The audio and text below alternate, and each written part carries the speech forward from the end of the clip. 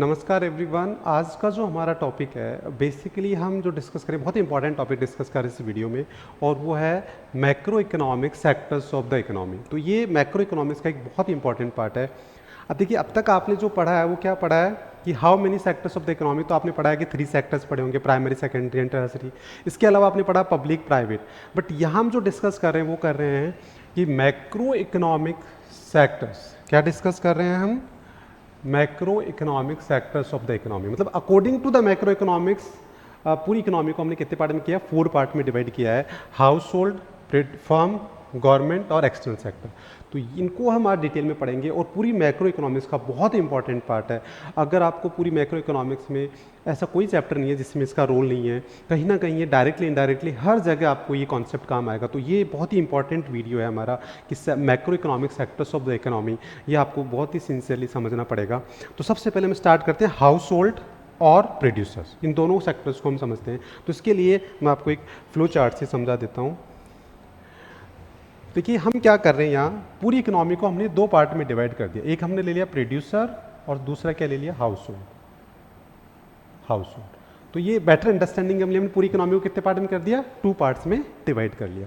अब सबसे पहले हम बात करें कि प्रोड्यूसर प्रोडक्शन करेगा तो इसको क्या चाहिए? Factors of production. Factors of production. Factors of production. अभी इकोनॉमिक्स में क्या होता है, आपने 11th क्लास में पढ़ा है, लैंड, लेबर, कैपिटल और एंटरप्रेन्योर्स। सो कैपिटल को मैंने कैसे डिनोट किया है, तो ये हमारे स्टैंडर्ड फैक्टर्स ऑफ प्रोडक्शन होते हैं जो हम एक प्रोड्यूसर यूज़ करता है, और उसको एज ए इनपुट यूज़ करके वो किस में कन्वर्ट कर देगा? Final goods and services. तो यहाँ एक फ्लो चार्ट आपको समझ में आ गया कि किस तरीके से हाउस होल्ड और प्रोड्यूसर डिपेंडेंट है। कि अगर प्रोड्यूसर प्रोडक्शन करेगा तो उसको सबसे पहले क्या चाहिए? Factors of production. और वो क्या होता है? लैंड, लेबर, कैपिटल और एंटरप्रेन्योर। उसके बाद सेकंड में आप देख रहे हो कि प्रोड्यूसर उसको एज इनपुट यूज़ करके क्या करेगा? गुड्स एंड सर्विसेज करके हाउस होल्ड को सेल कर देगा। ठीक है ना। अब इसके अगेंस्ट में अगर हम देखें तो क्या होता है बेसिकली कि जब प्रोड्यूसर क्या करेगा, इसके बदले में क्या देगा? Factors of production. जो फैक्टर्स ऑफ प्रोडक्शन उसको क्या देगा? फैक्टर इनकम, फैक्टर पेमेंट भी बोल सकते हैं हम। अभी जो फैक्टर पेमेंट है वो क्या होगा? अगर आपने as a producer labour use किया तो आपको वेजेस देना पड़ेगा। अगर आपने लैंड यूज़ किया है तो क्या देना पड़ेगा?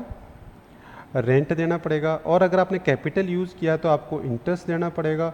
और अगर आपने पार्टनर्स यूज़ किया तो आपको प्रॉफिट। तो ये क्या होती है? Factor payments. तो प्रोड्यूसर क्या देगा? जो फैक्टर्स ऑफ प्रोडक्शन लेगा उसके अगेंस्ट में क्या देगा? फैक्टर पेमेंट देगा इन the form of veg, rate, interest and profit. ऐसे ही जो प्रोड्यूस हाउस होल्ड है उसको भी क्या करना पड़ेगा?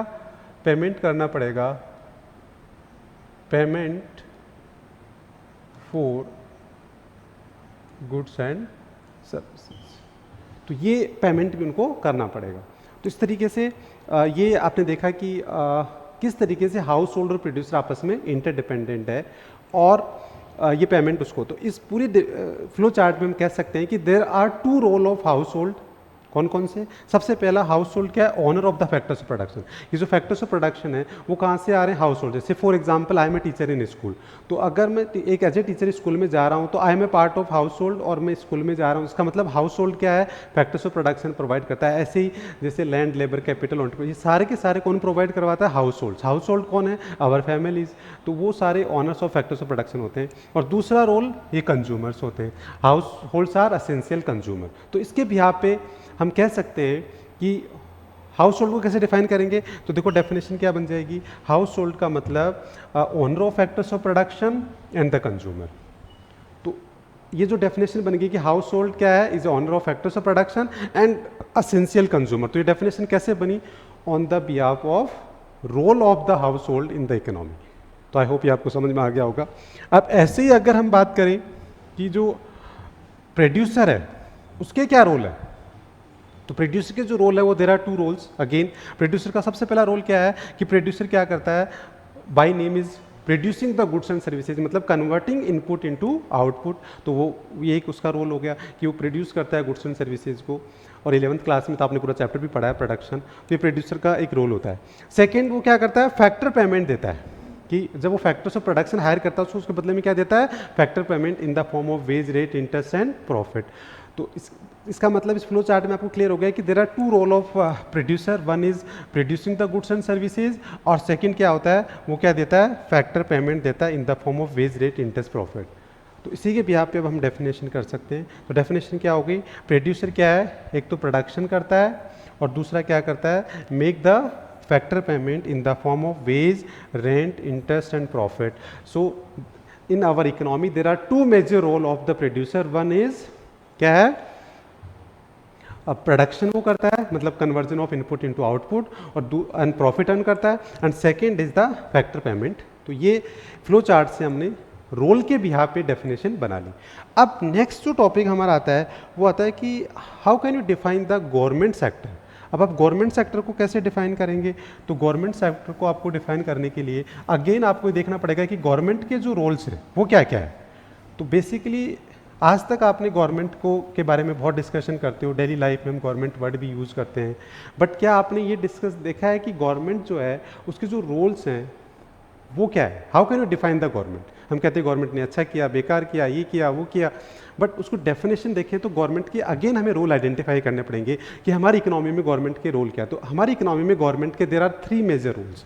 सबसे पहला रोल क्या है कि गवर्नमेंट क्या है, एक हमारी गवर्नमेंट जो है वो वेलफेयर और एडमिनिस्ट्रेटिव एजेंसी होती है, जैसे लॉ एंड ऑर्डर को मेंटेन करती है, वेलफेयर मेंटेन करती है। तो इसका मतलब हमारे यहाँ गवर्नमेंट का सबसे इंपॉर्टेंट रोल जो होता है वो क्या होता है, एडमिनिस्ट्रेटिव एंड वेलफेयर, ठीक है। सेकंड उसका जो रोल होता है गवर्नमेंट प्रोड्यूसर्स भी है।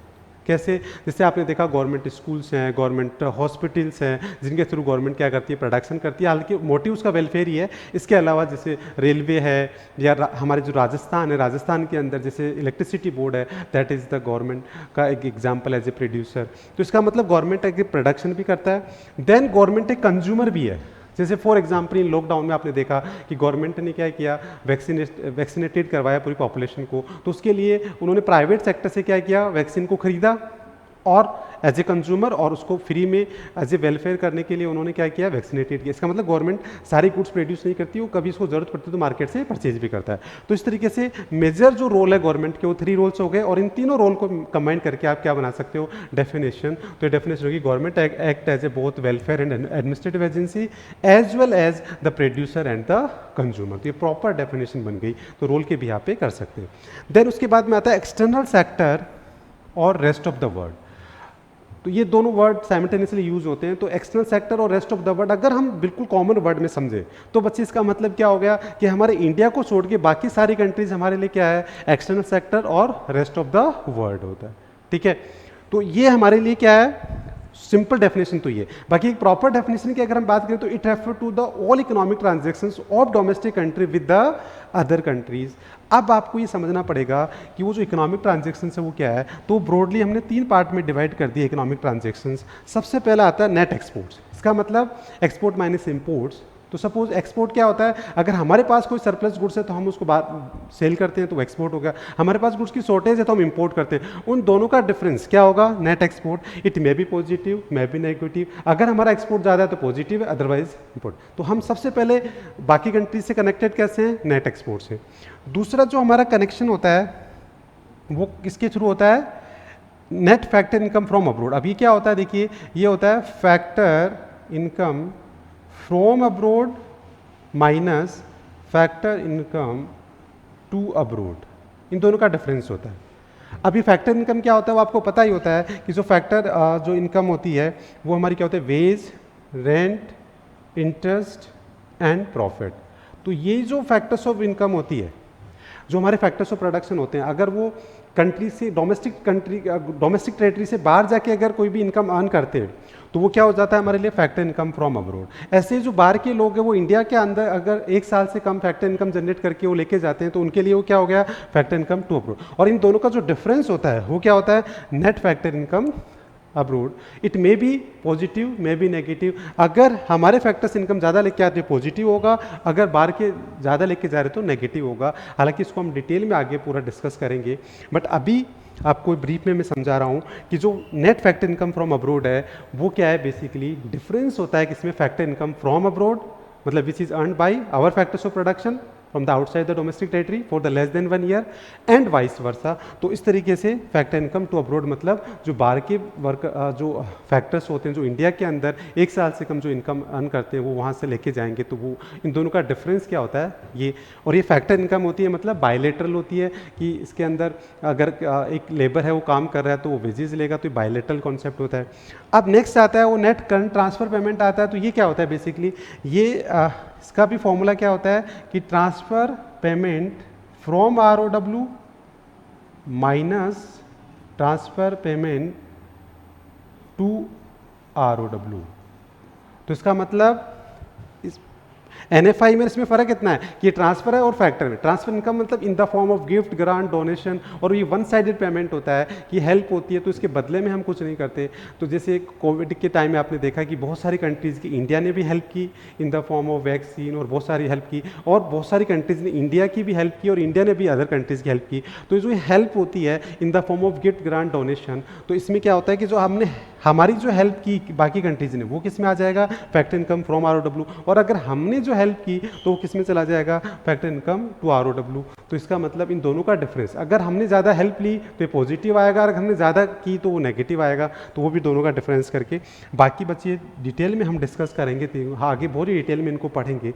तो आई होप कि आपको इकोनॉमिक ट्रांजेक्शन्स समझ में आ गई। मतलब हमारी कंट्री अदर कंट्रीज से 3 तरीके से कनेक्टेड है। फर्स्ट नेट एक्सपोर्ट, देन उसके बाद में second is net factor income from abroad, and third is current transfer. और इनको आगे और डिटेल में पढ़ेंगे, बट एक बार के लिए आपको समझ में आ गया। तो फाइनली आपके लिए एक्सटर्नल सेक्टर और रेस्ट ऑफ द वर्ल्ड का मतलब क्या हुआ, इसका मतलब हो गया कि हमारी कंट्री को छोड़ के बाकी सारी कंट्रीज हमारे लिए क्या है, रेस्ट ऑफ द वर्ल्ड है। और उनके साथ जो हमारा कनेक्शंस होता है, जो इकोनॉमिक ट्रांजेक्शन्स होती है, तो प्रॉपर डेफिनेशन हम ये बना सकते हैं और इसको कंपोनेंट लिख के हम इसको पूरे टॉपिक को क्लोज। सो आई होप आपको ये समझ में आ गया होगा। और इसका जो रोल इंपॉर्टेंस है वो थ्रू आउट मैक्रो इकोनॉमिक